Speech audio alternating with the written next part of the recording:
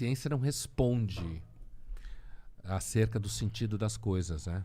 A ciência não responde. Então, imagina que você tem um filho que faz um tumor cerebral e você pergunta para o médico por quê, o médico vai te dar uma resposta bioquímica, patológica, no máximo genética.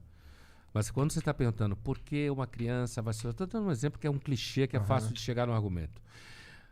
Esse tipo de pergunta acerca do significado das coisas, do sentido das coisas, a ciência não dá. Entendeu? Mas a religião dá, por exemplo. A religião dá, porque nós somos um ser, não é à toa que chamaram a gente de sapiens, né? Que tem a ver com saber. A gente é um animal que quer saber as coisas. E a gente quer saber o sentido das coisas. Talvez não tenha nenhum, mas a gente busca. Sim, sim, com certeza. E aí, eu acho que acaba surgindo a religião. Mas não é interessante que, tipo, se a gente pegar para pensar que cada ser humano é um computador, eu vou entrar na aspira de gamer, é um processador e cada processador... Virada de gamer? De gamers, de jogos. E cada processador ele tem um problema para solucionar.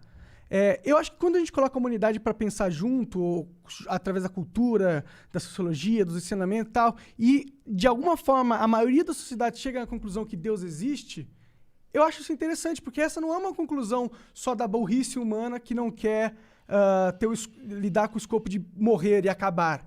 Mas também é um, tipo, toda essa produção humana que a gente passou, sei lá, 10 mil anos aqui fazendo, levou para que a humanidade chegasse ainda no consenso que eu acho que Deus existe. Eu acho interessante, isso me dá esperança, de certa forma. Pode ser eu querendo justificar o meu fim certo, mas, ao mesmo tempo, é interessante, porque não precisava ser assim.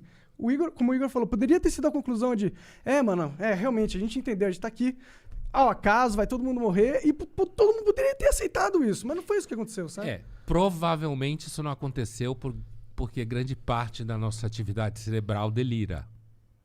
Aconteceu, por exemplo, porque as pessoas sonhavam com gente que morreu e achavam que aquelas pessoas estavam vivas. E a gente passou grande parte da nossa história antiga e pré-história cultuando túmulos, né? Cultuando mortos, dando comida para mortos, que nem se faz um candomblé hoje. Uhum. Então, a nossa capacidade racional ela é muito recente.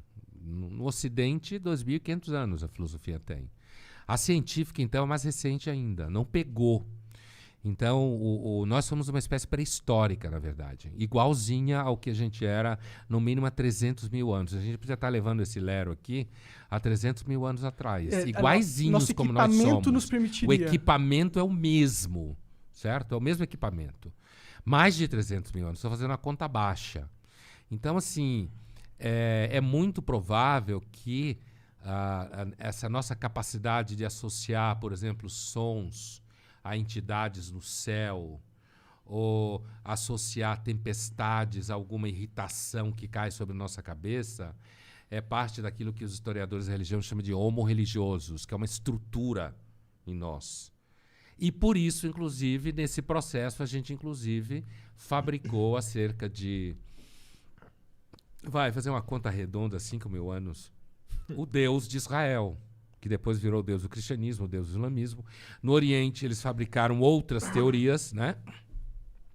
Digamos, são diferentes desse politeísmo que você fica dando comida pro Deus para ele não acabar com você, ou como na Grécia e na Roma anterior à antiga, na neolítica, você cultuava os ancestrais dentro de casa e enterrava eles dentro de casa e mantinha o fogo vivo e tinha que ter filho, porque se você morresse e não tivesse filho para te cultuar, você virava um demônio, certo? Então, seu filho era a guarda da sua eternidade, certo?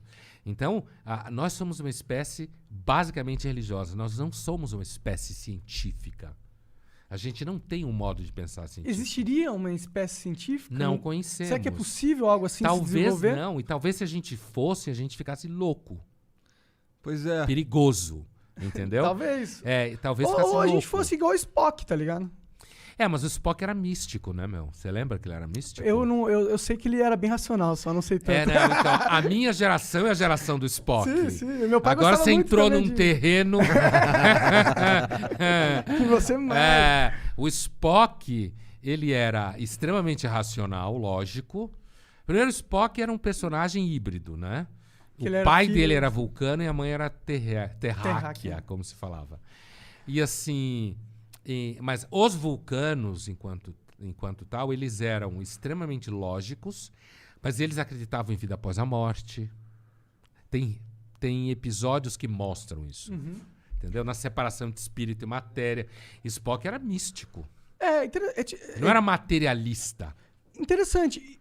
E você acha, então, que o mundo é um mundo materialista? Essa pergunta quer dizer se eu acho que só existe aquilo que é formado por átomos? Você acha que isso... É isso que você quer dizer? É. É. Caralho, alguém que decifra o monarquês. Gostei. Cara, tem que ser um filósofo. Esse cara é filósofo mesmo. Não é, cara. porque quando você fala materialista, pode ser materialista no sentido marxista. Sim, sim. É. Que tudo são relações econômicas de produção, Tomar entendeu? uma coca. Então. Sim, sim. E eu entendi que você estava falando nesse sentido Isso, originário. exato. Né? Que a gente chama em filosofia de materialismo atomista. Né? Por causa do Epicuro, do Demócrito, na Grécia e tal. Ó, eu vou te dar uma resposta bem cuidadosa, que é o seguinte. Até onde a gente consegue ter alguma certeza empírica, aparentemente tudo é matéria.